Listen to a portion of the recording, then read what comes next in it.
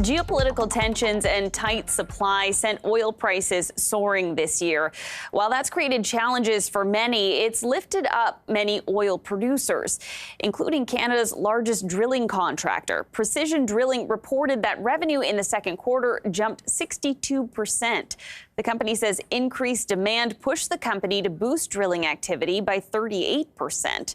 For more on the quarter, Kevin Neveu, President and CEO of Precision Drilling, joins us now. Thanks so much for making the time, Kevin. Hi, Jacqueline. Thanks for having me on today. Appreciate it. Can you first just start by telling us about this demand that you're seeing? Yeah, certainly. In Canada particularly, we've seen a rebound now to kind of well above pre-pandemic levels. Our customers here in Canada are realizing much higher commodity prices than they were even in 2018, 2019. When you combine that with the favorable exchange rate and lower differentials, they've got strong free cash flow. They're paying down debt. They're increasing drilling programs. So it's, I think the worldwide energy crunch that we're about to face right now is being partly addressed by activity here in Canada. Can you tell us about your debt reduction plans and where you're at with those? Because I understand the plan is to repay over $400 million of debt over the next 4 years. Is that something that will be helped by the jump in revenue that you saw in this latest quarter? Yeah, for sure it will be. And just give you kind of an update here. We began this process back almost 4.5 years ago, paying down debt. And we've already paid down about $665 million of debt. Through the course of this year, we saw our debt go up a little bit in the first quarter as activity was ramping up. But we've kind of brought that back down now through the second quarter. And expect that for the balance of the year, we can reduce debt a further $75 million. But we're targeting this $400 million over the next 4 years, including this year. And, if this business trajectory we see now continues at this pace, that could move up. We could either be accomplishing that a bit sooner or, potentially even increasing our targets a bit more. But we're really looking for two things. One is to get total debt levels down, but the other is to get our cash flow to debt leverage, our EBITDA to debt leverage down below 1.5 times. So we think both of those are looking like they're easier to achieve with the current business environment and probably come a bit sooner. I wonder if you could tell us a bit more about your daily drilling rates as well, because I see that they increased 25% in the U.S., 30% in Canada. So that takes it to over $1,000 per hour in Canada and over $30,000 U.S. a day in the U.S. Can you remind us what the daily drill rate is, just for starters? Yeah, for sure, certainly. So drilling rigs that we operate those for the benefit of our customers, and they get rented to our customer with the crew at a rate per day. So as you quote rates right now, leading edge rates in the U.S. for these best, most advanced technology rigs, super spec rigs, around $32,000, $33,000, $34,000 per day against a daily operating cost of about $18,000 a day.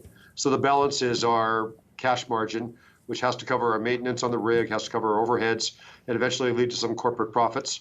And so the leading edge rates are around 34,000, but this is coming off of a trough rate of 15,000, 15,500 just a couple of years ago. So we're still recovering. The average rates across the fleet are still only in the low 20s. So we want to see that average rate in the fleet start to move up closer to the leading edge rate. And the trends in Canada are similar. The rigs are a little smaller in size and the rates are proportionally a bit lower, but the same types of trends.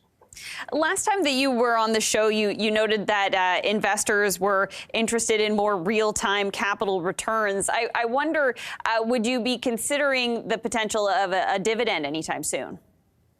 Well, certainly it's our thinking and our long-term thinking for sure. I'd say that our nearer-term target is getting our total debt down, our leverage levels down below 1.5. And then the potential for a sustainable dividend becomes certainly more easier to comprehend. But before then, we announced this year that we'd start to return capital to shareholders on a structured basis by at this point, buying back stock at the rate of 10 to 20% of our free cash flow. And we commented on a press release today that we did buy back $5 billion worth of stock, would be about 5% of our, or 10% of our first half free cash flow already this year. So I think we're on track with our capital return objectives and our debt reduction objectives. Okay.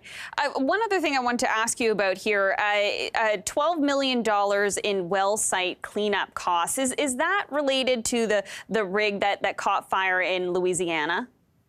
We had a well control incident. The rig did catch fire in Louisiana. Luckily, our safety protocols worked, Everybody was able to evacuate the rig safely. And when you're drilling for natural gas and you have a gas escape at the rig level, fires are quite common. That's kind of the outcome that occurs. Went through that. So the way this works is certainly we're insured, but we manage the cleanup and all those costs, and then we submit that claim to insurance for repayment. So it's a cost that we're carrying in our balance sheet right now, but we expect to fully recover that through insurance and the cost of the rig. In fact, more than the cost of the rig through insurance over the coming months. Okay, so would there be any leftover cost that you would have to cover? Well, our deductible in the insurance would be one cost we'd have to cover. In fact, the way this all works out, there's really no net cash effect on the company. It ends up being cash neutral for us.